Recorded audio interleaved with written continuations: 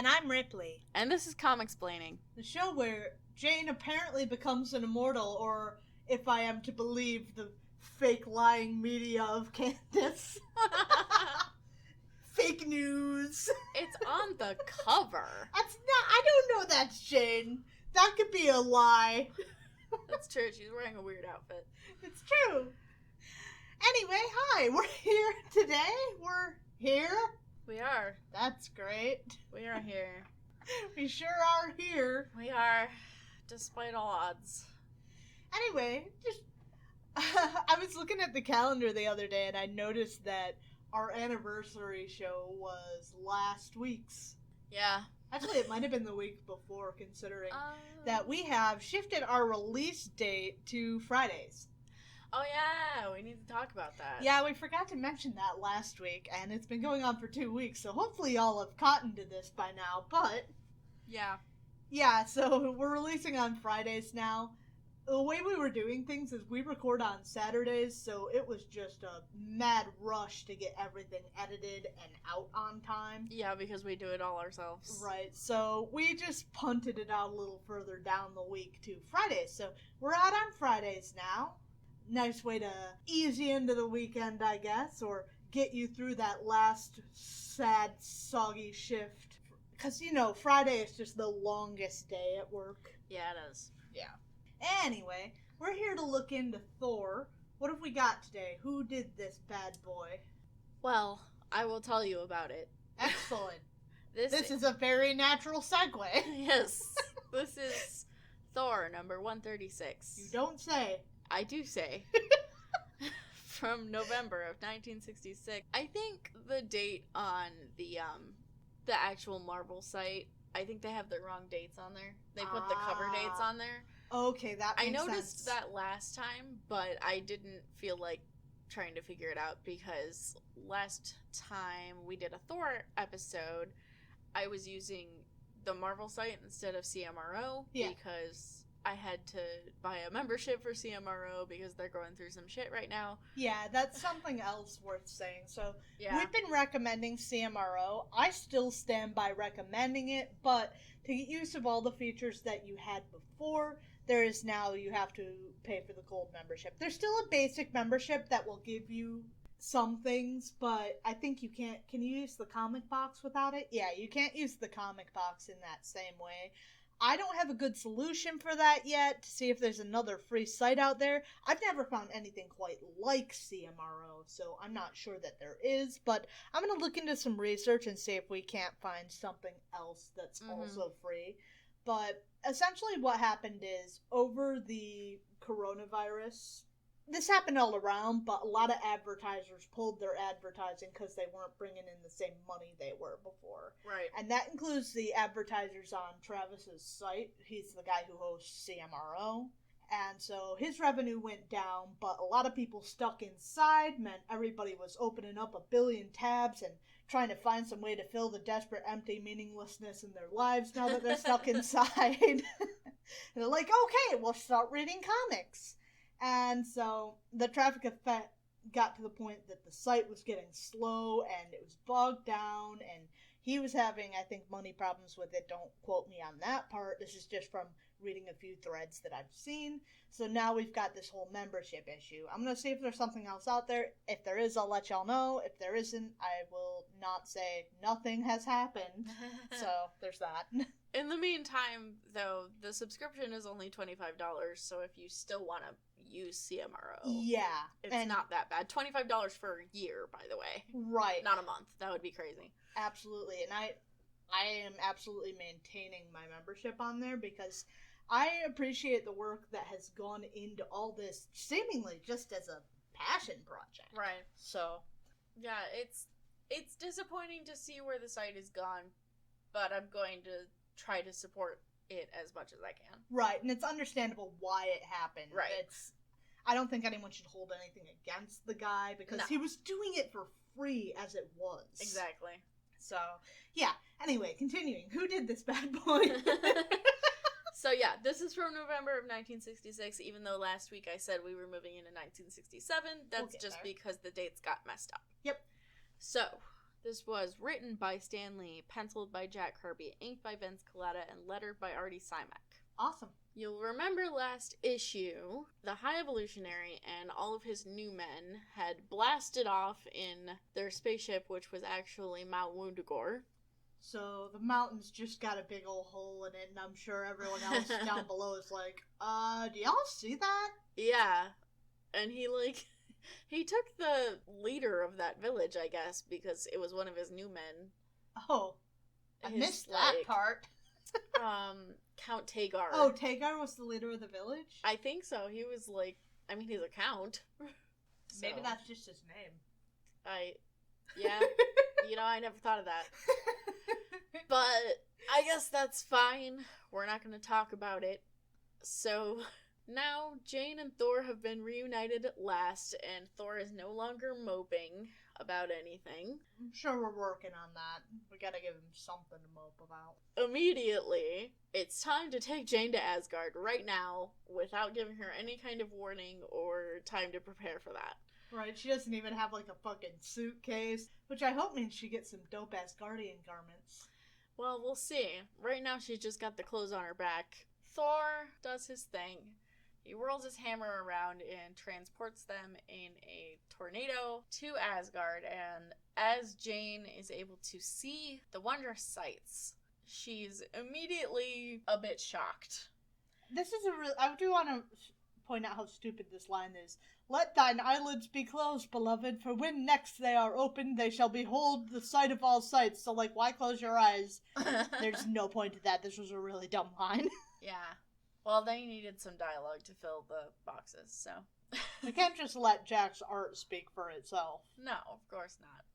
As she's able to see Asgard for the first time, she's a little bit shocked and a little bit overwhelmed.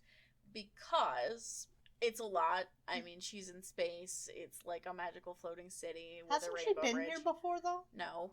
I thought she had. Okay. Not that she remembers, anyway. Oh, right. That's fair. Because she gets brainwiped constantly. But 60s Marvels, just like that. Yeah, so she's shocked not just because of how crazy this place is, but also because the entire Asgardian army is marching out to war around them. Oh my god. They are all going to war, and... Are they marching for war or marching from war? For war. They got a guy on his spit. Yeah. They just brought him with them? Well, there's some guys going out and some guys coming in. It's complicated, okay? Okay. They're going out to war because apparently the trolls are attacking. And as the warriors are stopping to explain this to Thor, because he's their prince, so they have to answer his questions, they are rolling in one of the trolls held captive. They're taking him in for interrogation, and he's a gnarly-looking motherfucker. It looks cool, though. He does look cool, but Jane is... a 1960s dame, so she's like, oh, he's horrible. Are you kidding? I think he looks awesome. So she's immediately not having a good time. And like I said, this all happened very suddenly. He didn't give her any time to prepare for this at all. Right, I would want a solid week of time to mentally prepare, but that's just me. Right, exactly. And as she's shrinking away from this troll, Thor's just like, no, you have to get used to this if you're gonna live here. And she's like, what the fuck? Who said anything about living here? That's not very comforting. Well, she's gotta live there because she's going to marry him. No, I get that. I'm just saying, from Jane's perspective, it's you didn't bring this up and we're not at this point in our relationship. That's a good point. He never at any point did ask Jane, okay, my dad says that we can do this, so do you want to? He never talks to her about it. He just assumes it's what she wants. Stan, be like that. I do. They then approach Heimdall. And Jane does some freaky exorcist shit, turning her head all the way the fuck around. It's fine. She's fine. I'm sure. But she's very freaked out by Heimdall for some reason. Just because he has huge horns on his helmet and a sword. And he's tall, I guess. Maybe he's got his thighs out again. Yeah. We can't tell from the art. That's entirely possible. The silhouette does seem to suggest it. That's what I'm saying, man. It's who's this big burly motherfucker and where are his pants? Yeah. Thor takes her close and reassures her, and then they continue on into the city. Asgard's looking particularly sci-fi today. Yeah, it is. Where's the mall? Over there. Oh, got it. Oh, you're right. Oh my god, that's actually consistent. So... Holy shit, that outfit!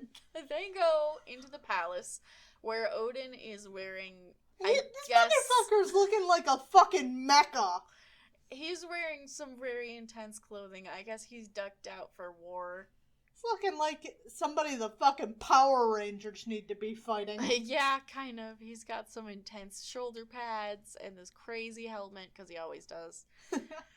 And he has his advisors there who are laying out like a battle map and everything. And Thor approaches, so Odin takes a minute to kind of deal with this. Even though they're in the middle of going to war, but it's fine, I guess. He's being cool about it, at least. He is. So he greets Jane very amicably and tries to comfort her by taking her hand because she's still freaking out. Right.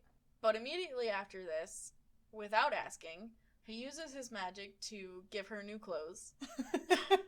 And then while she's still freaking out about that, he takes her out onto the balcony where he tells her that he's given her the power of flight, and then he just throws her into the sky.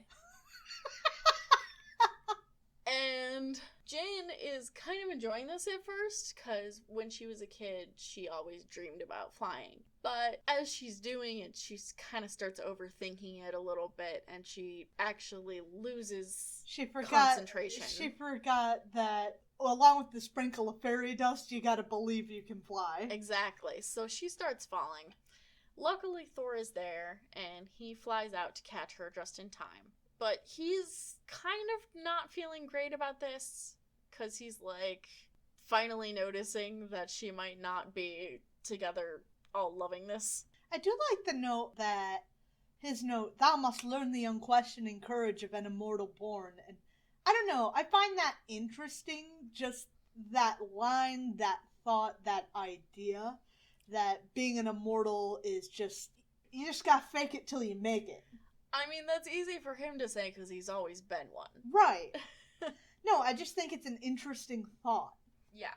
Thor takes her back to the balcony where Odin is actually talking to one of his advisors. And he tells his advisor to go summon the Unknown, which is apparently a beast so powerful that only Odin can face it and survive.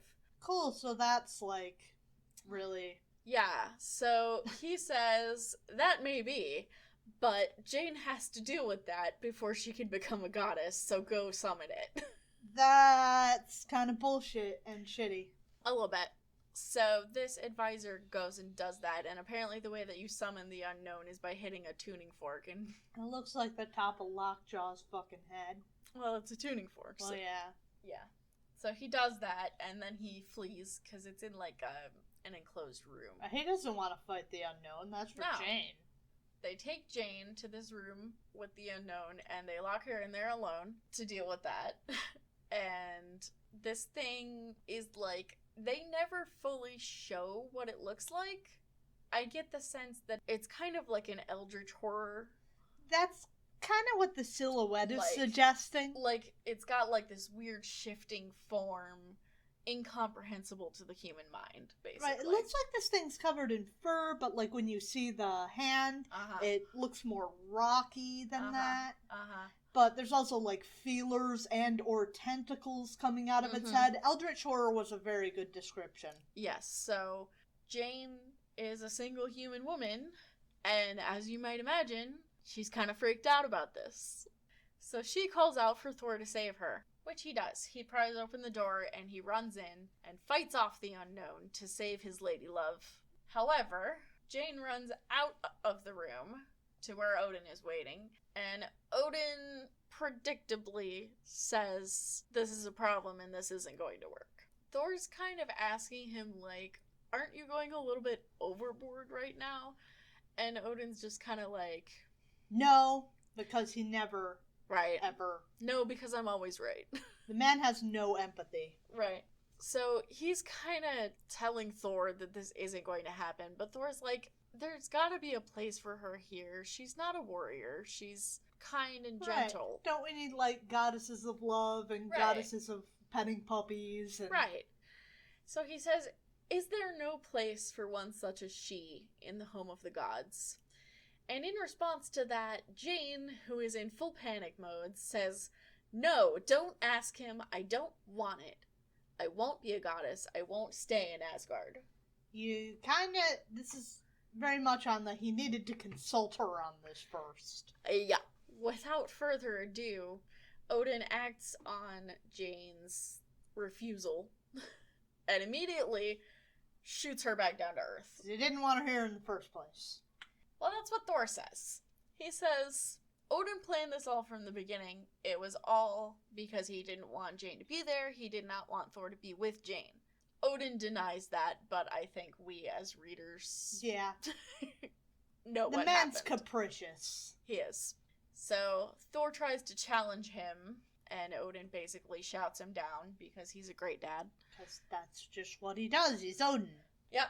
And then instead of comforting his son, he immediately sends him out to battle to go fight the trolls. Because he's Dad of the year. He's like, this will get your mind off of it. So he teleports Thor out to, I guess, like the outskirts of Asgard, which is like forested and grassy and whatever. And Thor approaches.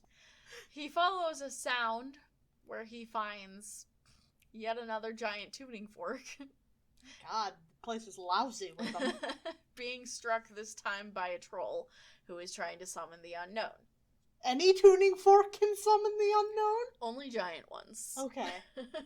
The troll runs away before Thor can stop him, and the unknown is summoned. But before we deal with that, we gotta see where Jane ended up at. So Jane finds herself in a hospital somewhere on the West Coast. Oh, and she's been mind wiped. She has been mind wiped. She doesn't remember why she's there or how she got there. But one of the nurses approaches her and is like, are you the new resident nurse who was supposed to start today? And she's like, oh, yeah, that must be it. That's why I'm here. So this other nurse takes her in to see a man named Dr. Kincaid. Oh, he's her type. Yeah, so you might notice he looks kind of familiar. I did notice that. Mm-hmm. In that he is the spitting image of Dr. Donald Blake. Oh, no. I don't like where this is going. And she's immediately taken by him. She thinks he's so handsome and so kind. And apparently it's his job to, like, welcome the new hire nurses. I hate Stan writing this off as, yeah, this is a happy ending. This is bullshit. You get me invested in this romantic fucking pairing. You can't do this to me. Trust me, this isn't the end. Okay. So we're gonna leave Jane there for the moment. Okay. Okay. Because Thor is now dealing with the unknown. Again. Well, yeah, I guess. I mean, more directly this time. Last time he was just trying to save Jane from it. This time he actually has to deal with it. He is not in a great place to be doing this right now. No, his head's not in the game. No, he's very torn up about this whole situation with Jane, so he's kind of losing this fight. He's actually about to give up and just accept his fate, but then another warrior approaches with a gleaming sword and strikes at the unknown. And Thor rallies his spirits in, the company of one of his mates. His mates, yeah.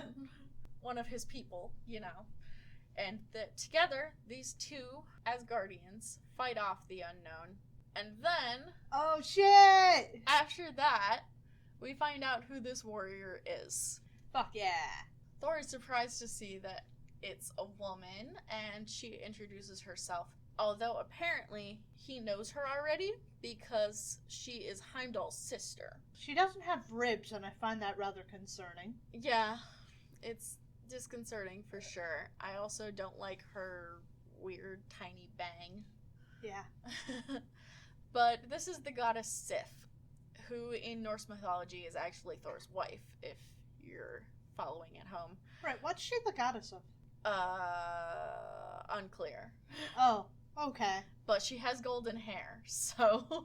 The goddess of blondness, much well loved by the Scandinavians. Well, she's the goddess that Loki cut all her hair off. Well, I did know that, actually. Yeah. I remembered that. That one's stuck in the old memory. Yeah.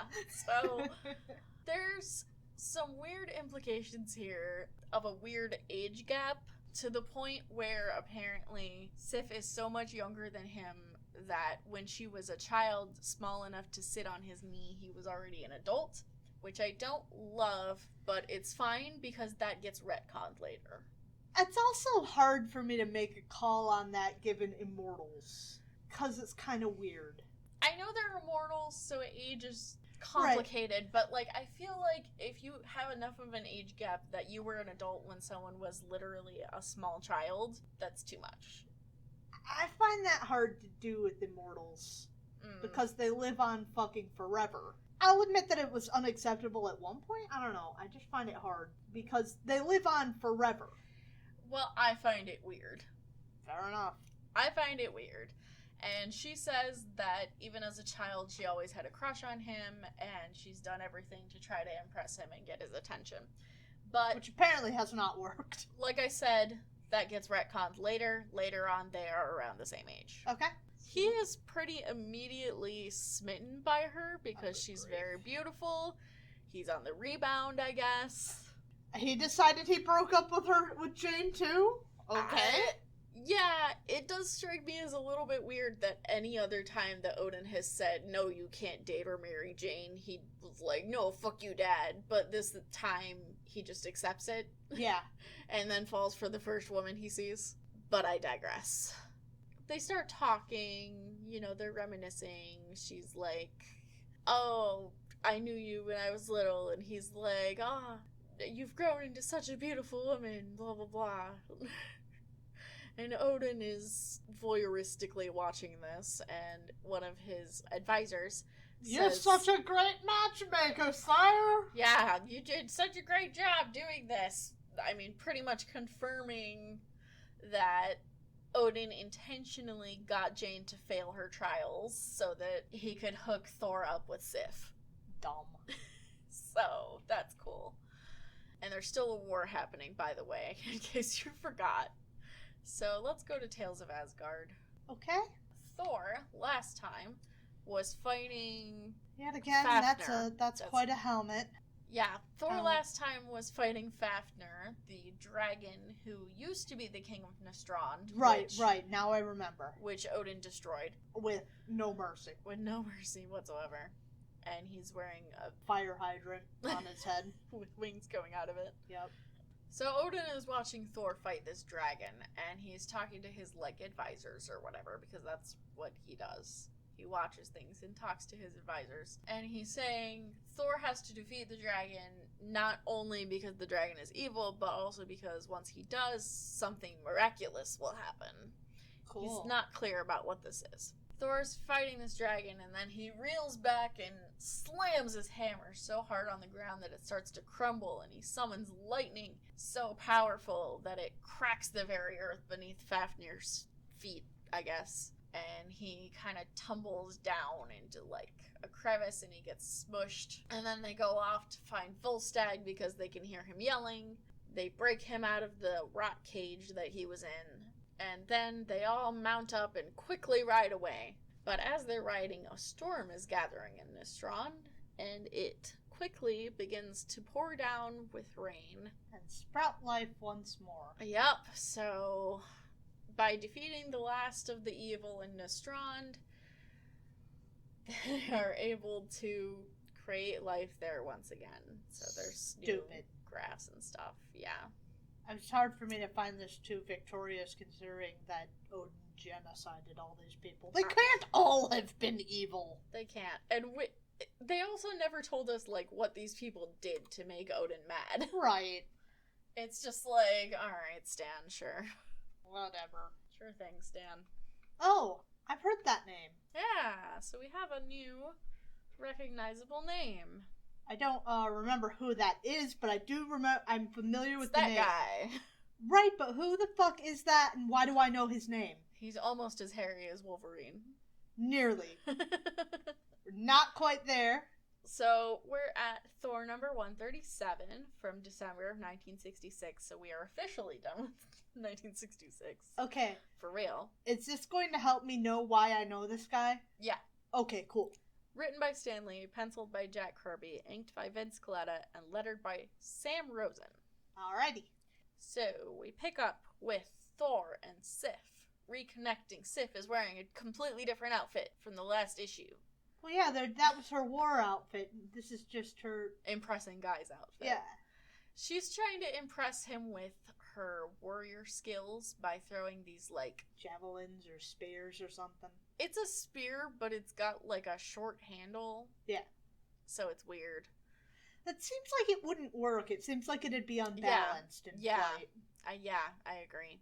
She doesn't really need to impress him. He's already on the train. Right. He thinks she's gorgeous and whatever. I think her knee's kind of dislocated. Yeah, a little bit. So she's throwing these spears at this stick target. Okay, she might not need to impress him, but I'm impressed. Yeah, it's like a very thin stick. That was hot. Yeah. So she's doing that, and she actually kind of challenges him with a little bit of bravado, like, you might have power, but I have more skill, clearly. Because I have trained long hours to be able to do this. And he's like, oh, is that so? Well, I guess, I'm not entirely clear on what he does, but he smacks his hammer into the ground, which I guess creates a shockwave. And the spears all fly out. And the spears all completely fly out the other end of the stick that she stuck them in. Yeah, and but they're well engaged in flirting here. They are. And then he throws his hammer and hits all three of the spears in a row. Okay, that was also hot. You're being very bisexual this issue. Look, man, displays of power are very attractive. Yeah, Sif thinks so too. And she... Next, she wants to have a sword fight with him, but he says, no, we've got more important things to do right now. Ooh, this guy's looking a little rough. In fact, the more important things that he wants to do is not return to the war that they were supposed to be doing, but one of the leaders of the troll army is apparently nearby watching this, and he wants to get back to the war that they were doing. He's like, have they so soon forgotten that Asgard is at war with the nation of the trolls? And I'm like, have they? That's a great question. Yeah, it's a good point. That's a good point. I didn't realize, I thought that they won and then decided to have this weird dick measuring flirting contest, but they just apparently decided to stop to do this. They fought the unknown. They defeated the unknown, but they still haven't dealt with the trolls. So this guy, he starts leading his, like, troops, I guess, in to fight them. And they go fighting. Sif, you're gonna see how she's different from Jane, because Jane was always like, oh, Thor, protect me. Wilting Violet. Yeah. Sif is very much your gorgeous Asgardian warrior woman. Fuck yeah. So she's gonna fight. I'm into that. she's still, I mean, it's the 60s, so she still kind of gets the, like... Yeah. damsel in distress treatment more often than I'd like. Right. But she's willing to raise a hand. She gets to kick some ass, but once she gets overwhelmed, she has to call the boys to save her, right? Yeah, more or less. But Thor and Sif are fighting off all of these trolls. It looks like Thor just stopped this guy by flexing his pecs really hard. Yeah, he does that sometimes. You know, he just flexes super hard and, like, throws a bunch of guys. Titty bounced so hard he made a shockwave. Yeah, basically. He's kind of fighting them, and then they wheel out this war machine. This war machine, which they call a bludgeon bow, but it's a ballista. Like, we all know what a ballista is. You could just call it a ballista. It's just a really big arrow. Yeah, it is. It's just a really big bow and arrow. Don't you know what a ballista is? No. Okay. I've never encountered that. You're saying we all know what a ballista is, and I do not. Well, people who read high fantasy books know what a ballista is. I fucking don't. I'm a sci-fi fan. I know. Well, that's a ballista. Cool. It's basically a giant bow and arrow. Yeah, I got that. So... I'm just saying, I don't know why Stan decided to call it a bludgeon bow. when there's a word for that. He independently invented it, I guess. So they shoot this ballista at Thor because they think it's big, so it'll do the job, but Thor swiftly puts an end to that. I don't know where they got this idea, because Thor fights big things all the time. Yeah, it doesn't seem to really track. So he just kind of smashes it to bits with one swipe of his hammer. It's not really a big deal. Oh. So the trolls are kind of freaked out, and they start to retreat, but not before they take Sif hostage. This was the only plan we had! Yep. Shoot him with a big arrow, but the big arrow didn't work! Yeah. The trolls, tactically, their only plan really is to get rid of Thor and maybe take his hammer. I don't think they understand that they can't take his hammer, but they want to. Yeah. But tactically, all they have is get rid of Thor because he's, like, the strongest warrior. But, like, there's an entire army besides him, so maybe deal with that, too. Yeah. But they run off into their underground escape tunnels, and Thor runs after them to rescue Sif. So he's going in these cramped tunnels, and these trolls, as they're running away, they're saying their last hope is a warrior named Ulik. Because no one can defeat Ulik. Right. Not even Thor. So Thor's going through these cramped tunnels, and he does, in fact, encounter a troll named Ulik. Okay. Ulik has quite a look. He always looks like this. Yeah, okay. This is... I don't know what's with the handles, but okay. They're like fist weapons. So just like a brass knuckle kind of thing. Yeah, he's like a brawler kind of guy. He always uses fist weapons. Well, he's got that kind of look about him.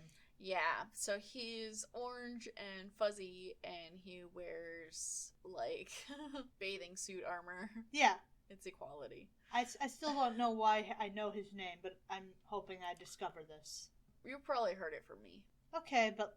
Okay. I mean, you might have heard it elsewhere, too. I don't know. Outside of Thor, he doesn't have much of a presence. Alright.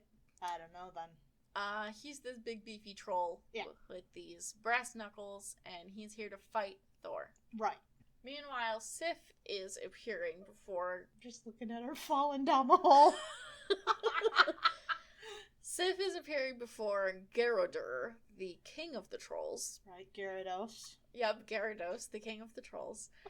And he is saying that they are going to use her as bait to defeat Thor. Basically what he wants to do is knock her out with some kind of gas, which they do, and then... Throw her down the toilet. Throw her down a hole where one of their guys will catch her at, like, apparently they have some kind of underground base established below the Bifrost somehow. Right. I don't know how they did that without Heimdall noticing, because he sees everything and hears everything, but okay.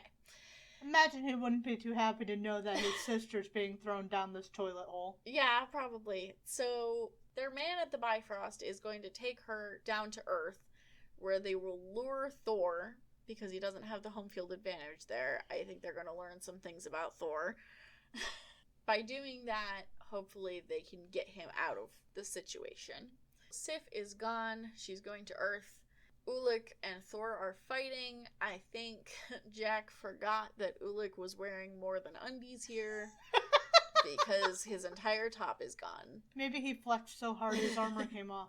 Yeah, or maybe he just removed it. He's like a Greco-Roman warrior. Like a fucking Jedi Knight's gotta take his robe off first. Yeah, exactly. And we're civilized enough, we're gonna respect that. Yeah. Ulik's fist weapons are apparently called his metal pounders.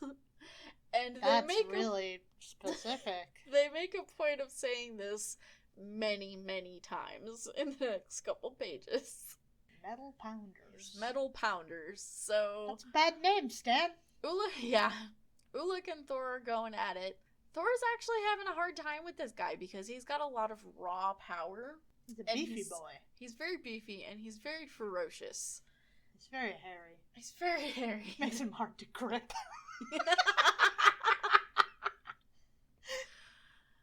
So...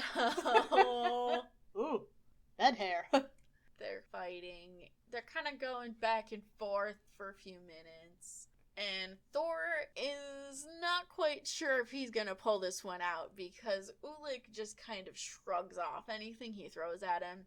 He doesn't care about pain, he doesn't care about any kind of injuries. Oh, he's got his clothes back. Yeah, he does. But not in this panel. No, everywhere else. One. And that one. Yeah. And that one. Yeah. Oh! Ulik starts striking out at the cave walls around them, because I guess he's powerful enough that he can just, like, cause cave-ins and crumble the stone. And he brings down a giant stalactite towards Thor, who has stumbled.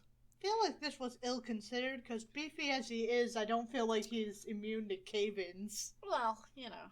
Thor rolls out of the way just in time to avoid getting speared by this stalactite, but he is unfortunately now in range of Ulik, who goes to slam his fist down on Thor's leg. Thor moves his leg out of the way just in time, but not fast. Like, it's not far away enough that he can avoid injury entirely. His leg is momentarily paralyzed, so he can't get away as Ulik lunges out towards him.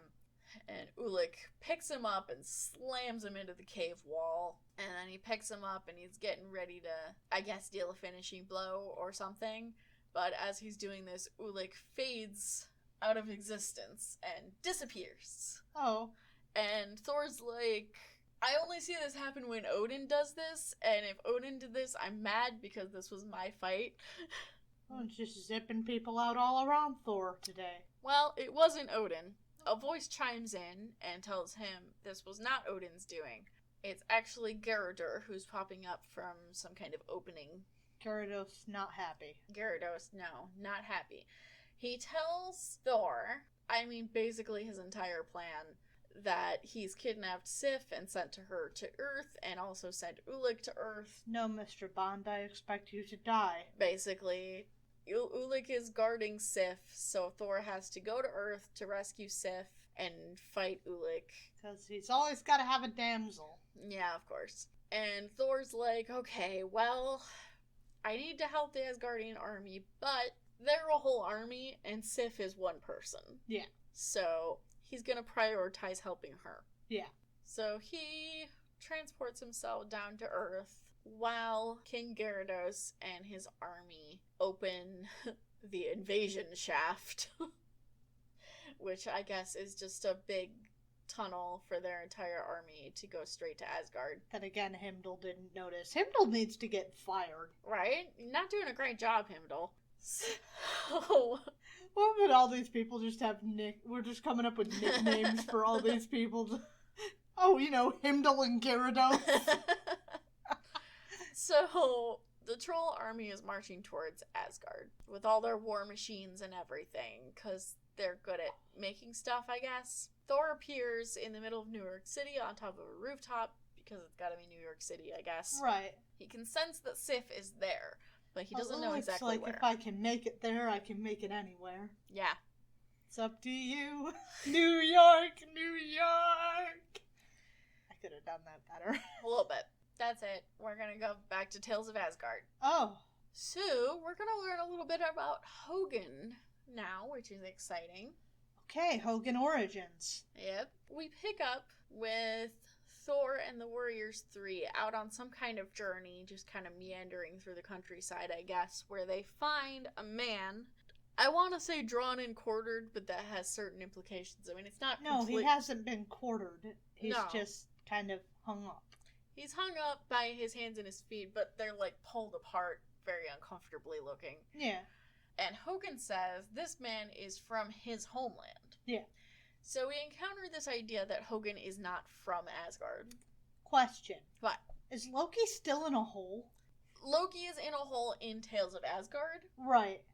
In our current plot line, Loki is... Well, no, but I mean, we're in Tales of Asgard, so Loki's still in a hole. We just kind of took a diversion here. Loki's still in a hole for future Ragnarok crimes. Okay. Yeah.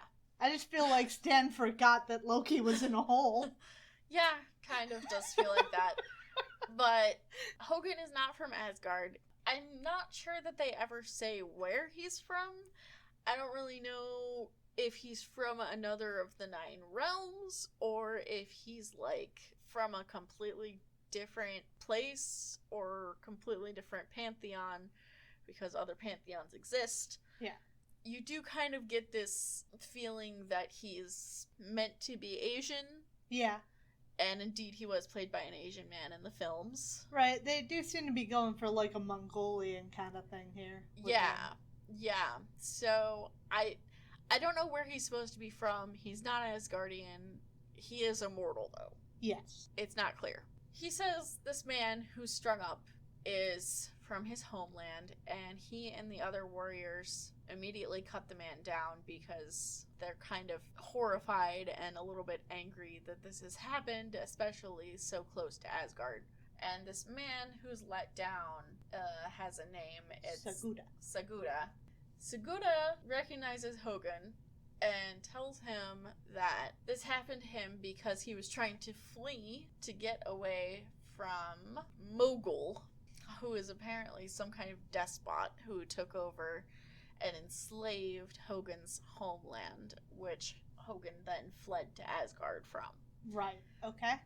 So Saguda tells him this shortly before expiring, and Hogan immediately flies into a rage. He says he's gonna go find Mogul and defeat him once and for all, because apparently this is like the vengeance quest that he's been on for the past God knows how many years. But he never told any of his friends about it because he doesn't talk about himself. Right.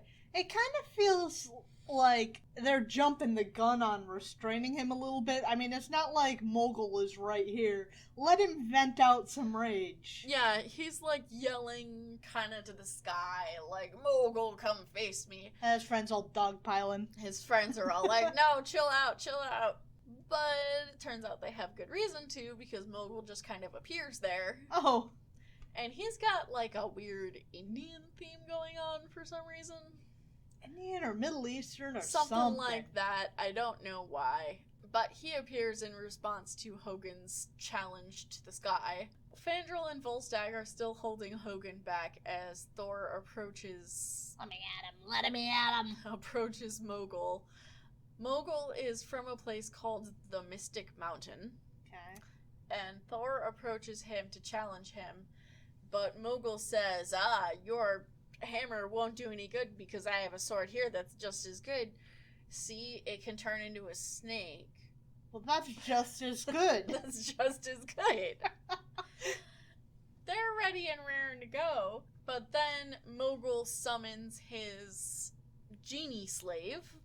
Okay, so yeah, we're definitely going for some Middle East stuff here. Yeah, so he summons his genie slave, which is giant, and comes and picks him up and carries him away. And this whole time, Hogan is kind of arguing with his friends, like, this is my problem, I have to kill this guy. But Thor and the other warriors are like, no, we're gonna deal with it together. So this guy gets away with his genie, and... He's like, he gives an invitation to where they have to fight him. Like, you gotta go to the mountain to fight me. Yeah, he's like, come to the Mystic Mountain to fight me. And then a couple panels later, Hogan is like, I've searched my entire life for that mountain and never found it. So he just showed up to be a dick and leave. Pretty much. And Thor's like, you don't have to do this alone. We're with you. And they kind of do like a Fellowship of the Ring. You have my axe. And my sword. And my sword and my hammer. And my bow. And they all pledge to help Hogan avenge his homeland and defeat Mogul. And maybe free them? And yeah, I would assume free them. This actually happened in Thor 2, I think. Okay, is that what was going on with that shit? Yeah. Okay. Yeah, because I knew they were wherever Hogan is from. I knew that. Yeah, I mean, they kind of glossed over it. They didn't expand on it very much, but, like, yeah, they did. I'm glad of all the things I remember from Thor 2, it's that. Well, you know, that's all the issues I have. I did want to say, for a little bit of insight, the first time I went through this reading list, I was actually reading through for Loki appearances, and it took me a little while to actually get invested in Thor himself. Yeah. I read some stuff without Loki just for context, and at this point, Loki's kind of gone for a while. He's in a hole. He's in a hole in Tales of Asgard, but in the A story... I actually don't remember where the fuck Loki is. In the A story, he and the Absorbing Man have been turned into space dust. Right. I forgot all about that. Christ. Yeah, so at this point, Loki is gone for a while. So the first time I read through this, I kind of skimmed this part. I just remember one issue I read, Jane was there, and then the next issue I read, she was gone and Sif was there, and I was like, okay. So... reading through this again, it's nice to have more context for that. Although I do think the way she was written off was, like... annoying. Really annoying. It kind of felt like Stan got tired of the Jane and Thor thing and wanted to, like, do something else. Right. Either that or they were getting bad feedback and just decided to cut and run on the Jane-Thor story. Right. Like I said, we're going to hear from her again. Well, I'm sure. I mean, I know. I was picking up titles Jane Foster Valkyrie for a while. Yeah. I mean, obviously, we're going to see her again, but we're going to see more from her before too long. Oh, good. I don't know when exactly, but, you know. Eventually. It's not going to take, like, 40 years. Okay, cool. But, so... You can't always count on that. Yeah, no. So, we're kind of at... I guess a new era of Thor. This is our new norm for now. Yeah, so we've got Sif now. Thor and Sif have a very different vibe and a very different kind of rapport. Well, I do appreciate that Sif is a different character, yeah. I like that she seems to have a little more oomph to her. Yeah, she does. As opposed to Jane, who's just like, oh, protect me, please. Wilting Violet. Yeah. Shrinking Violet, that's it. Shrinking Violet, yeah. It treats them like they're interchangeable. Yeah, the way that they got rid of Jane, I always think that, like, Odin is obviously not a great dude. No. But it feels a lot of the time like Stan doesn't understand that he's not a great dude. Yeah. We had this problem with Charles, too. Yeah, but in the case of what happened with Jane, it kind of felt like Stan was a little bit self-aware about that. Yeah, I don't like that. And I'm really annoyed by how Thor just moves on like nothing just happened. Yep. That bothers me. Yep. Rating-wise, I think both of these are, like, not great. They're like a 4, 5, maybe. It's not a bad story, it's just super unengaging. Yeah, they're not very interesting. And all that shit with the Jane thing just rubs me the wrong way. Mm-hmm. I like Sif, don't get me wrong. I want to see more from her. We'll see what happens. These issues were not our strongest. No. No. Hopefully this is just a transitory period. Yeah, it is. Cool. We've got a lot of good stuff in our future. How are you rating? 2 out of 5. Okay, so wow, I was even more generous than you were. No, we rated about the same because you said 4 out of 10. Oh, okay. I thought we were shifting to the 2 out of 5. I thought we were shifting to the 10 scale. I did it on purpose to confuse you. Why would you do this to me? So, next time we come back with Thor, we've got 2 more issues of the Troll Asgard War. So, look forward to that, or don't, I guess, because it's not very interesting. I'm not, but we'll see what happens. Maybe something cool will be happening. Yeah. Anyway, I think that's going to be it for us on the main segment here, which just means we have to go through our usual housekeeping. Don't forget to enter our contest. We're going to be announcing the winners on the 50th episode, so if you want to get an entry into that, let me tell you what you can win. First place wins the pick of 2 trades and stickers. Second place wins the remaining trade. How do you enter? You're going to leave us a review on iTunes or Podchaser. If you leave a review on an international iTunes, an iTunes store other than the American store, please send us a screenshot of your review up on the store to comicsplaining@gmail.com. So that's coming up quick. This is episode 47. We've got 48, 49, and then we're going to be announcing the winners. So get your entries in if you want a chance to win that. Get your entries in for a chance to win. Free comics. Free comics. Who doesn't like free comics? I like free comics. Everybody likes free comics. Everybody likes free comics. Anyway, but that email address is just as useful for any other feedback you want to throw our way. Doesn't matter what. I don't care. You want to send me your love letter about The Incredible Hulk 2008? I'll read it on air. I won't agree with it, but I will read it. Other places you can get in touch with us, we are on Twitter, Tumblr, and Facebook. We are Comicsplaining in all of those locations. If you want to talk with us outside of that context, we're also on Discord. We have a Discord group, so you can join on there, talk with us about this, that, or the other thing.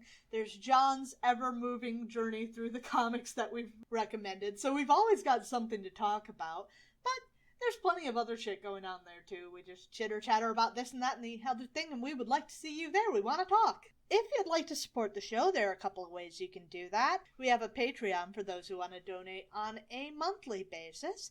Over there, if you join, you get access to the episodes a day before we publish them. So now that's going to be Thursday since we've moved to Friday scheduling. Keep that in mind.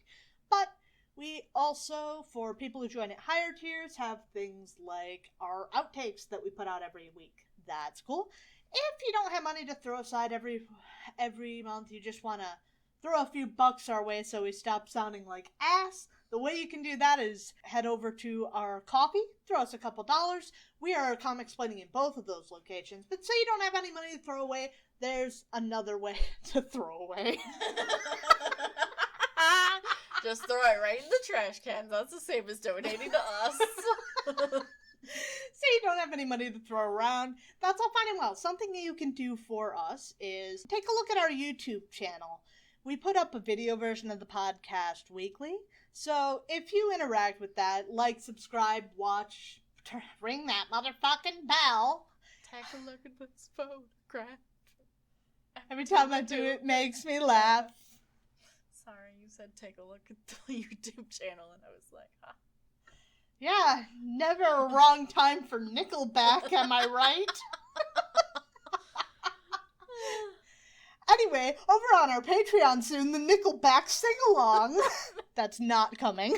Don't join Patreon for the Nickelback. If we get 100 Patreon supporters... If you join our $10 a month tier, we will sing Nickelback for you. Yeah. Anyway, interact with us over on YouTube. It's going to help us get to actually be able to monetize. That's going to be it for us this week. Look forward to joining us next week. We're going to be starting off on a new X-Men arc and the introduction of a new